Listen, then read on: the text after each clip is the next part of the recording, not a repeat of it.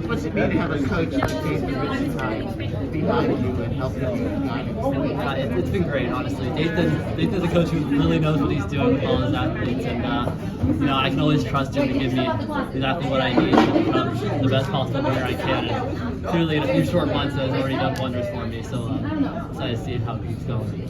What's the transition like coming out of the NCAA play a couple years back and now, playing pro? Yeah, I mean, obviously I had a rough end of my NCAA season.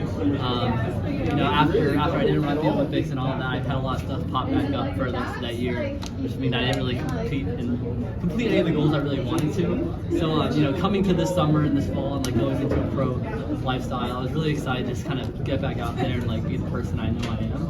And I feel like I've been able to really do that. And the race that I had in the summer and the 2 races I've had already indoors. And so, I think it's a great transition so far. Did you realize at the end of the race how close you were to the world record? Yeah. I think we briefly mentioned it as a joke, and I was like, yeah, that'd be funny. But coming down the line, I thought it was kind of funny. There was this one person was standing in front of the middle number, so I couldn't see how close I was. I was just I hope I thought I was close. To be that close is kind of interesting, and it shows me. Next year or something, I might be able to actually get it. So, yeah. Did you have a plan as a team of who would take the pace once Yared stepped up? Not really. At least, no. I don't think I wasn't told anything, and I assume they weren't either. It was just kind of, go out there, feel it out, and you know what to do, and just kind of, if you feel good, just kind of go for it. So that's exactly what I did. Did you feel like you had to fight all for the lead, or when you moved by him? No, I mean obviously there were kind of moments where I was kind of pushing on the outside, kind of hoping he'd go a little faster. But I think overall I'm a very, very passive runner in general, so it kind of takes me a lot to kind of eventually go around someone, which is why it took me it didn't really take me that long. I wasn't really ready until I kind of was ready to pass him. Yeah. How much of a factor was the crowd here? It was a nice factor. I mean, I have my parents, my sister, and my cousin are all here, and just all these people packed into what seems at least to me a relatively small stadium. It's just kind of really exciting to kind of have everyone getting even louder and louder as kind of we got towards the end of the race. That was a really fun atmosphere. That workout you did the other week with did you feel like you were ready for today? Was I what for it? How ready did you feel today after that workout you did the other week? The mile one? Yeah. Yeah. I was honestly really surprised with how that workout went, just because we ran faster than we were supposed to, and I still felt relatively fine afterwards. And I mean I feel it's really hard to let a workout determine how a race is gonna go. But after, I'd say more so my race than that workout was really more telling of what I was able to accomplish. Did you do any other big workouts between the 3K and this one? No, just some tune-up stuff and tempos, I guess, but nothing really impressive like ones we did before. Yeah, I know Rich sometimes has you guys do workouts afterwards. Are you gonna have to do one after this race? I hope not. I have no idea. Did you have to do one after the 3K? No. He was you guys ran fast enough. You don't have to. But we did have a very long cool down, and we ran 6 miles to whatever. Gotta get them out. Which mark is more gratifying to you, to set the 28 or the 347? Definitely the 347. I always just love the mile more. I think 3K is fun, but the mile and 1500, they're definitely where my heart's at. I feel kind of getting in this event means a lot more than the 3K. That being the case, being able to hold 60s that long for 3K, I mean, that's got to be very affirming. Yeah, it definitely shows I'm definitely still more strength-based, and I always have it. It's not going to change anytime soon, but I definitely have more of the strength to go up to a 3K than I would going down to an 800. So yeah. Ollie drank beer out of the trophy last year. Yeah. Any similar plans? Probably not beer. I think I might just leave that as Ollie's thing. I don't know. Yeah. Do you guys have any teammates, competitors in the race? When you beat them, what's the dynamic? Does it go back to normal right away, or does it?